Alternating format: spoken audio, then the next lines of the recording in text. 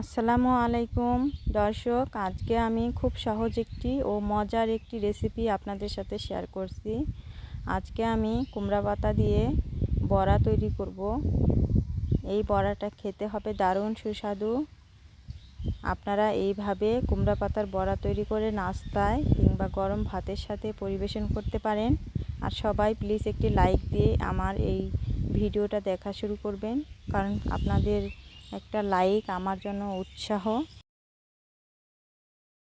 তো আমি কুমড়া পাতা এভাবে উপর থেকে শাঁস ফেলে দিয়ে কুটে বেছে পরিষ্কার করে ধুয়ে তারপর কুচি করে কেটে নেব।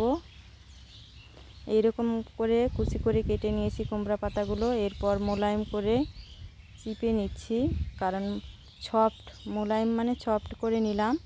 তো এখানে আমি 3 মুঠ মসুর ডাল ভিজিয়ে তারপর নরম করে বেটে নিয়েছি পাটায়।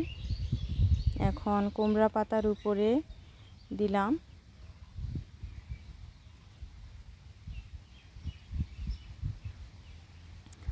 এখন মসুর ডালের অর্ধেক পরিমাণ এখানে আমি চালের গুঁড়া নিয়েছি।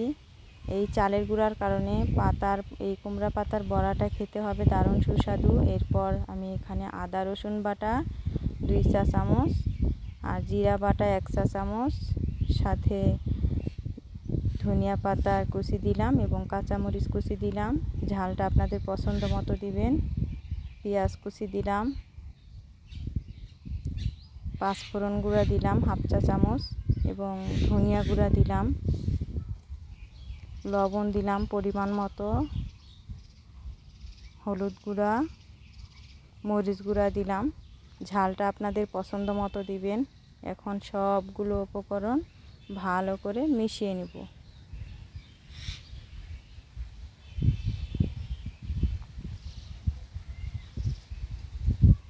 সবগুলো উপকরণ ভালো করে মিশিয়ে নেওয়া হয়ে গেছে।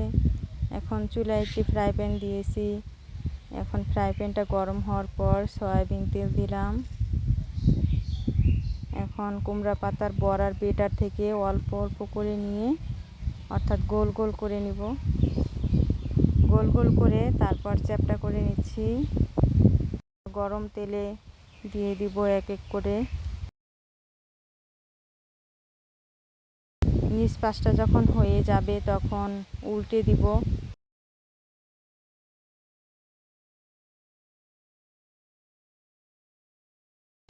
দুই পাশটা সুন্দর মতো হয়ে গেলে তারপর তুলে নিলাম।